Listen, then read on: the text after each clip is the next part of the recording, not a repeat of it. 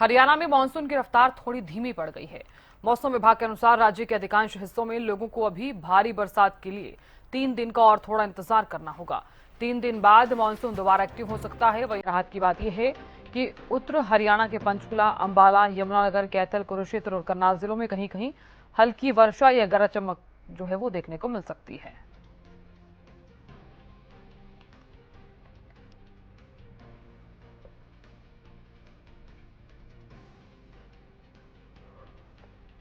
तो 6 शहर ऐसे हैं जहां पर बूंदाबांदी के आसार नजर आ रहे हैं। पंचकुला, अंबाला, यमुनानगर, कुरुक्षेत्र में बूंदाबांदी के आसार। 16 ऐसे जिले हैं जहां पर उमस और गर्मी को लेकर अलर्ट जारी कर दिया गया है।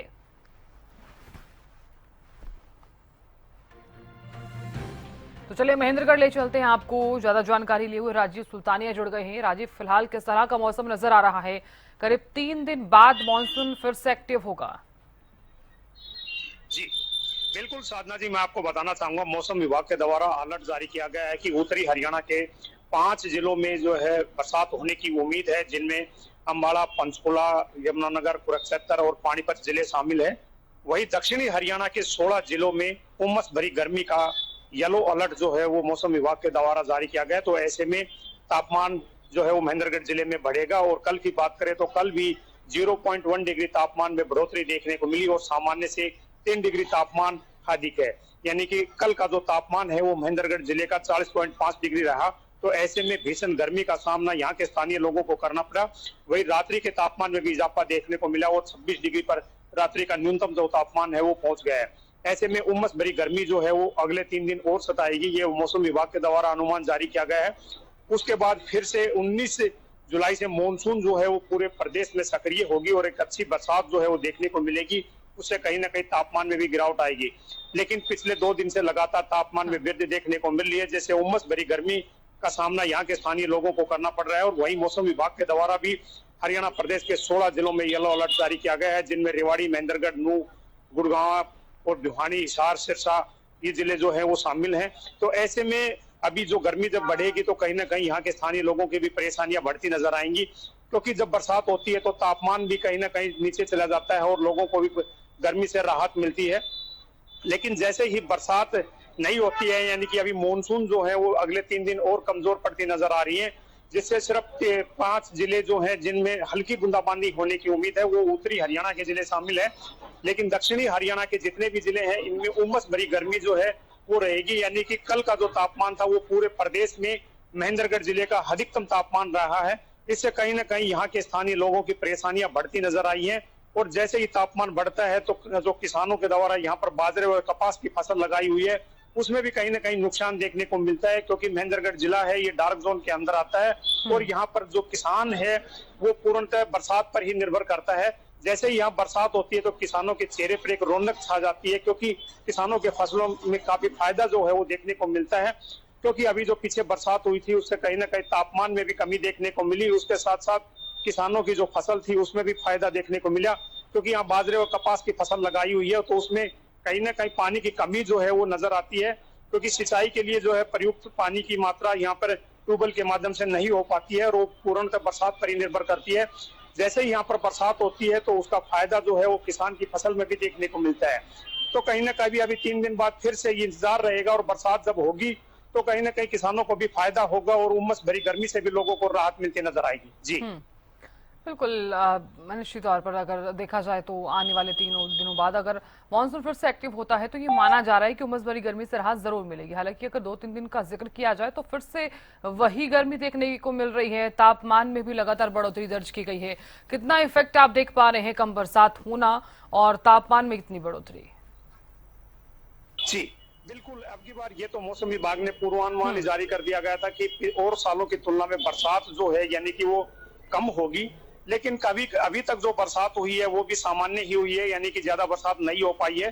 तो अभी मौसम विभाग का अनुमान है कि 19 जुलाई से फिर से मानसून जो है वो पूरे प्रदेश में सक्रिय हो जाएगी और उसका असर जो है वो बरसात के रूप में हरियाणा प्रदेश के कई जिलों में देखने को मिलेगा, जिससे उमस भरी गर्मी से भी लोगों को राहत मिलती नजर आएगी।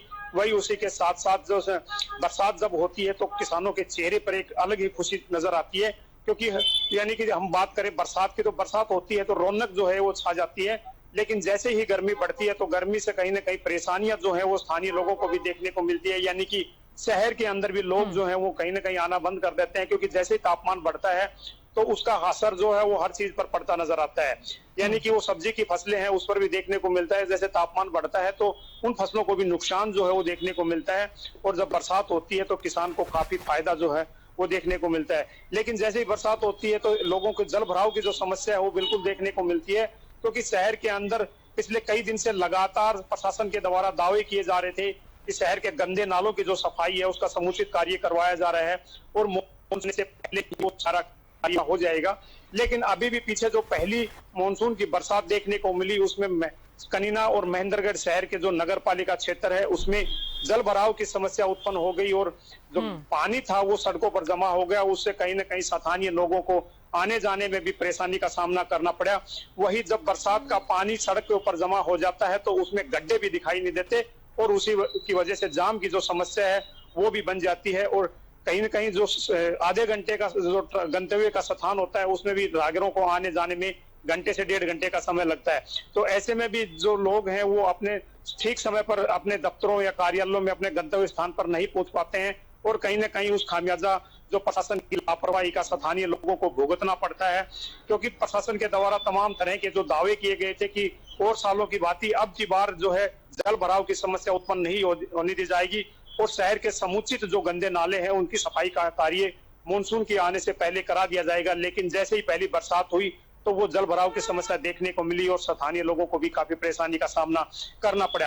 अभी जैसे ही मानसून की बरसात होगी और अच्छी बरसात जब होती है तो कहीं ना कहीं फिर से वो जल भराव की समस्या जो है देखने को मिलेगी, और उस प्रशासन की लापरवाही का खामियाजा यहाँ के स्थानीय लोगों को भुगतना पड़ता है, क्योंकि कई बार तो जनहानि का होने का भी खतरा बढ़ जाता है, क्योंकि जब बरसात ज्यादा होती है सड़कों पर गड्ढे होते हैं तो ऐसे में राहगीर जो है मोटरसाइकिल सवार चालक है उनको गड्ढे दिखाई नहीं देते, और वो मोटरसाइकिल जो है नालों में गिर जाती है, या गटर जो होते हैं वो कई बार खुले होते हैं और उसमें पानी भरने के कारण वो गड्ढे जो है वो दिखाई नहीं देते हैं, तो कई बार जनहानि की जो समस्याएं हैं वो भी देखने को मिलती है। लेकिन प्रशासन के द्वारा जो तमाम तरह के दावे किए गए थे वो सिर्फ कागजों में तो सही साबित हुए हैं, लेकिन धरातल सतह के ऊपर उनकी सच्चाई बिल्कुल भी नहीं है। जी साधना जी। बिल्कुल राजीव, अगर देखा जाए तो प्रशासन इससे पहले एक्टिव नजर नहीं आया था, क्योंकि अगर एक्टिव आता नजर तो फिलहाल लोगों को इतनी दिक्कत नहीं होती। जल निकासी का कोई प्रबंध नहीं किया गया था, जल भराव जल जमाव को लेकर लोग काफी परेशान नजर आए थे। क्या इस बार फिर से 3 दिनों बाद जब मानसून एक्टिव होगा तो फिर से ही नजारा देखने को मिलेगा? जी बिल्कुल साधना जी, मैं आपको बताना चाहूंगा प्रशासन के द्वारा पिछले कई दिनों से ये दावे भी किए जा रहे हैं, और माननीय मुख्यमंत्री के द्वारा भी अधिकारियों के साथ समीक्षा बैठक की गई थी, क्योंकि अधिकतर जो नाले हैं उनकी सफाई जो का कार्य है वो प्रशासन के द्वारा पूरा कराया जाना चाहिए था, क्योंकि मुख्यमंत्री जी के द्वारा एक समीक्षा बैठक में निर्देश दिए गए थे कि मानसून के आने से पूर्व हुई शहर के अंदर जितने भी गंदे नाले हैं उनकी सफाई का कार्य पूरा हो जाना चाहिए, और वो सब दावे जो है वो प्रशासन के द्वारा किए भी जा रहे थे।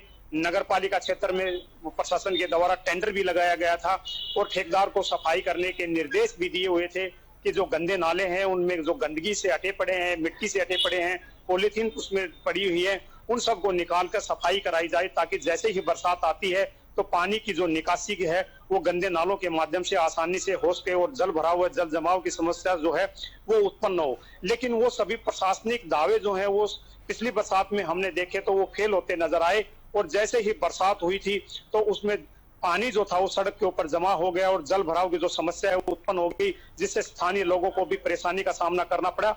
लेकिन वो पहली ही मानसून की बरसात थी, उसके बाद प्रशासन के द्वारा फिर से तैयारियां की गई, जहां पर जल भराव की समस्या देखने को मिली थी उन गंदे नालों को फिर से सफाई का कार्य जो है प्रशासन के द्वारा करवाया गया है। लेकिन अब 19 तारीख से फिर से मानसून जो है वो सक्रिय हो जाएगी और एक भारी बरसात जो है वो देखने को मिलेगी, जिससे कहीं ना कहीं फिर से इस तरह की जल भराव की समस्या उत्पन्न होती है नहीं होती है ये आने वाला समय ही बता पाएगा। लेकिन प्रशासन के द्वारा वो तमाम तरह के वायदे और जो दावे किए जा रहे हैं उनकी हकीकत में सच्चाई का पता जब बरसात होती है तभी पता चलता है। तो अभी 19 जुलाई से फिर से मानसून जो है वो सक्रिय होगी और प्रदेश के अधिकतर जिलों में बरसात होगी। बरसात के बाद बिल्कुल राजीव, देखने वाली बात होगी कि फिलहाल किस तरह की चीजें जो है देखने को मिलती हैं। बहुत शुक्रिया जानकारी देने के लिए।